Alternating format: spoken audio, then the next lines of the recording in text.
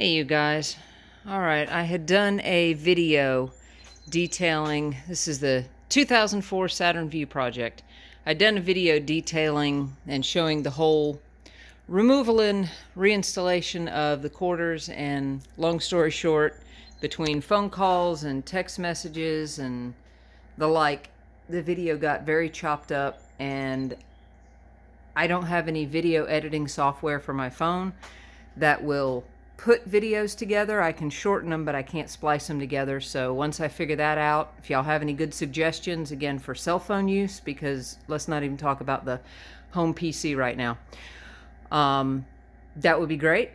But I'm just going to do a brief overview so that there's something out there, because I couldn't find anything when I was looking to do this. And in case anybody does want to replace the quarters on their 2002 to 2007 Saturn View, I'm 99% sure this should be correct for those years.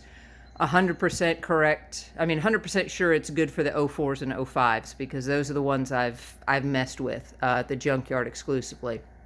But I'm going to at least give you an overview of this, what you're going to look at and what you're going to find and what you're going to need to do. Basically, we're just talking about this quarter section here. It's attached to the body with T30s. There's 3 of them inside the rear door right here at the rear quarter. You'll want to remove those 3. You're going to want to remove the splash guard in your quarter panel. It consists of, here it is, towards the front. Oh gosh, the sun is casting some fun shadows.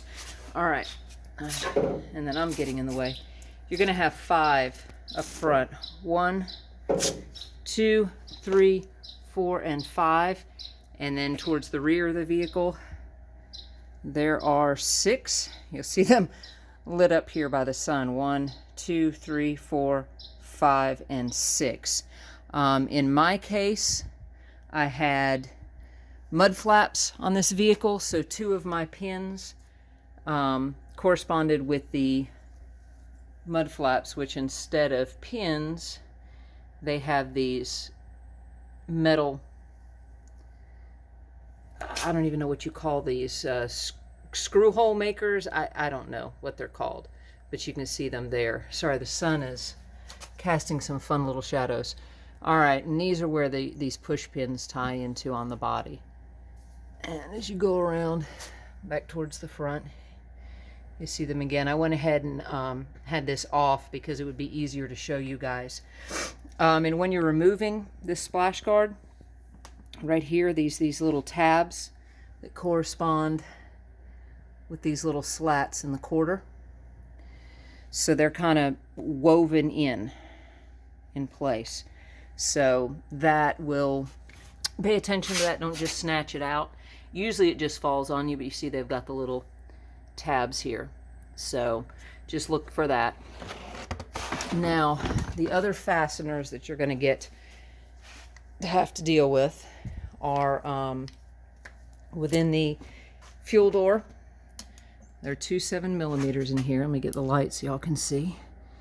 1 and 2. Those just loosen, and this will slide out.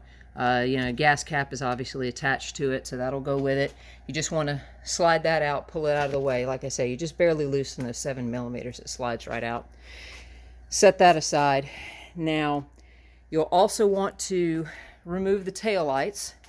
To remove those, you have the T15 Torx, 2 of them here, and then the taillight just gently pulls rearward. You just have to put your fingers in here and pull it out.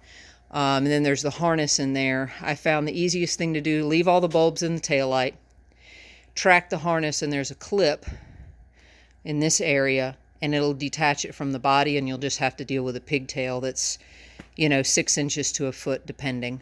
And that gets the bulk of everything out of your way. And you just take the taillight, set it aside. Once that taillight is off, you're going to find there are studs in the body, and there are 10mm bolts about yay.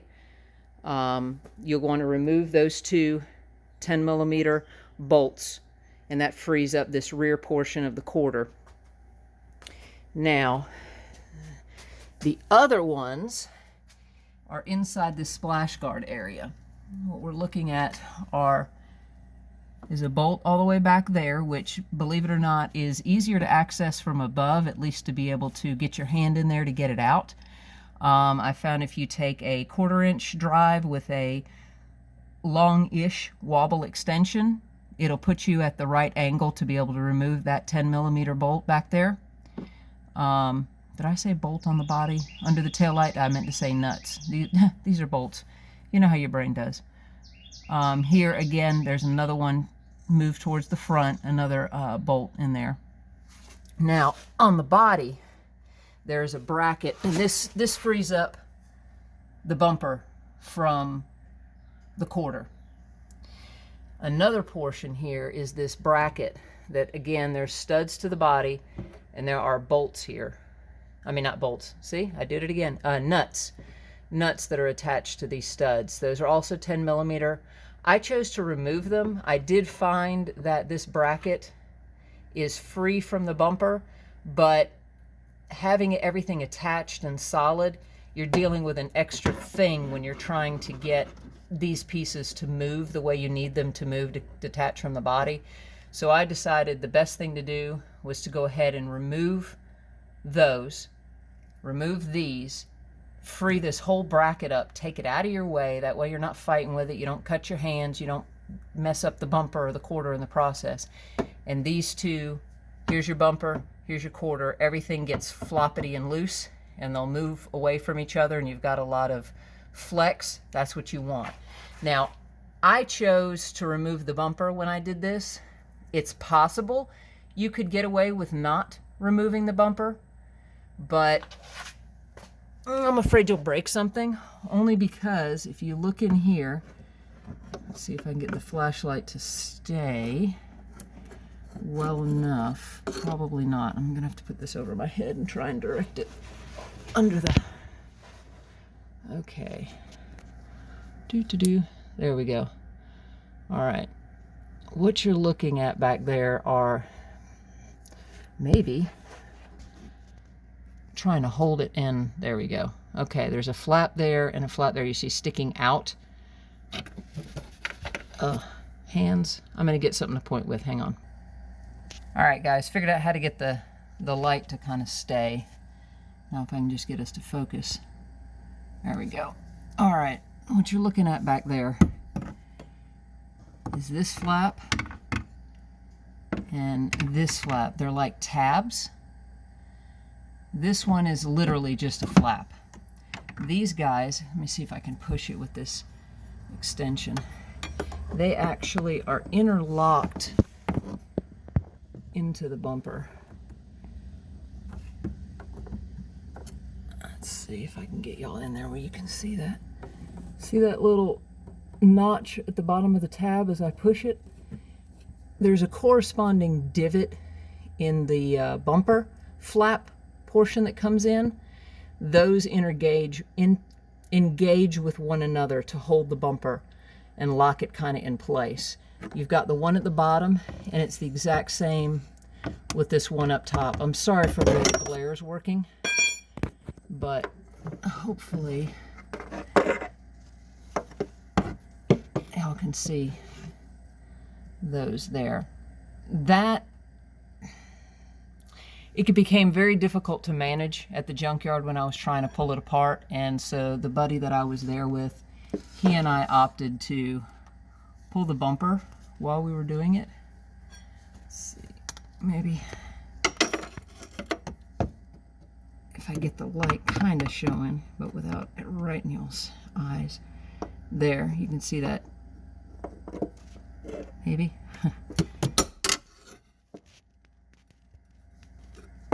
There we go. Let's see.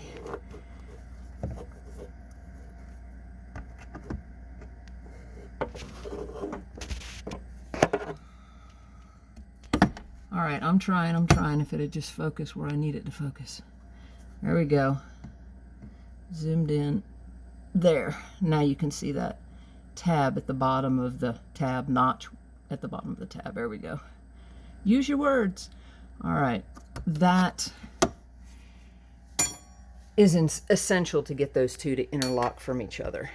And I found with a partner working on this, it made it much easier. I had my buddy at the back and me inside, sitting inside the quarter, pulling those away so that they would disengage. And that seemed to work the best. So again, my recommendation is to pull the bumper. To pull the bumper, there are 6 pins that you're going to find in the body cavity. You've got one here. Whew, I get my shadow out of the way. One here, here, here, here, and here up top. Down below, we're dealing with 4. You've got them there and there on one side, here and here on the other. Yes, I've got all the trailer wiring. Fun. So you're going to want to pull those pins, same as you pulled the ones out of the quarters, splash guards out of the quarter. I'll show you how these operate. Essentially, let me pull one of these. You've got your base, and it's got this little head piece that goes in. Now what happens is it's almost like a key in its shape. See how that corresponds here to the insert portion, or with the leg portion, it inserts into the body. But when you install this head into this lower portion of the retainer, what's going to happen is you're going to push it flush, and you see how those legs extended? That's basically the operation of it. The tools I found that are the best for removing these guys, this guy from Harbor Freight is excellent at popping these pins. This is the easiest way to show you here on the body. Take it like that. There we go. Squeeze. See how it pulls it up? Boom. That comes out. And hang on, let me grab my other guy. Here it is. This is another tool offering from Harbor Freight. It works thusly. I tend to do a lot of junkyard trips, and it just made sense to buy the right tools for the job, so I'll show you how this guy works. You just slip it under, boom, pops it right out. Now, yes, you can use a screwdriver here to get up. There we go. You could use a screwdriver essentially to come in, say a flathead like this, pry up, and then just pull it. Maybe even a knife, you could do that if you wanted. And same deal, you could, once this head is completely out, you can pull here and pull the base out. It's easier to pull them apart in pieces, otherwise you're just wrangling and fighting. Yeah, you can do that. You can even use needle nose pliers to, when you first pull the head, to pull it the rest of the way out. I just prefer to use things that are easier and faster, more efficient, and will do less damage to the body. This isn't a painted bumper, but if you had a painted bumper, these are easier to slip in without marring as much. You could even put a little bit of felt on the bottom so that you wouldn't mash up the paint, or use a microfiber between it and pop it loose if it was your own personal vehicle. So that's essentially the overview to get all the retainers loose on the bumper. So you would do all that, then you go back here and work with the tabs, as I said. That was essentially what it took to get it apart. It came apart great. It just took a little finesse to figure out that situation with the flaps and the bumper, how they worked and how they interlocked. So I just wanted to share that. I will get that video stitched together. Like I said, if y'all have any suggestions of programs that work good on your phone. There was one, but it had a 15-minute limit. And sadly, I'm not going to lie, I tend to talk because I want to explain everything so that y'all don't have any surprises. and that means my videos tend to run a little longer. So that 15-minute isn't going to work for the removal and reinstallation. But yeah, please offer suggestions if you know of a good one that will let me do more than 15 minutes. And I'll get those videos stitched together and actually up so y'all can see the process.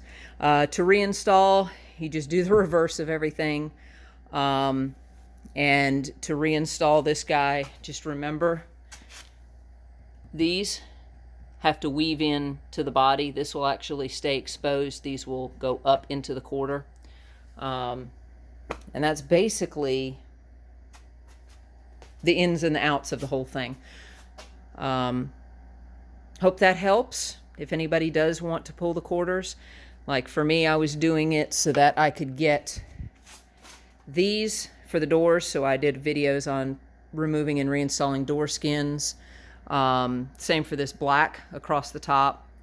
And I switched the quarters out because the previous owner had some run-ins with some parking things and had scratches and stuff. So I just wanted to freshen everything up, and when there was another red view that came in, and as you can see, that's my original fender up front. Dang good paint match. You wouldn't notice that these came from different vehicles, so I took advantage. All right, y'all. I hope that helps. Take care.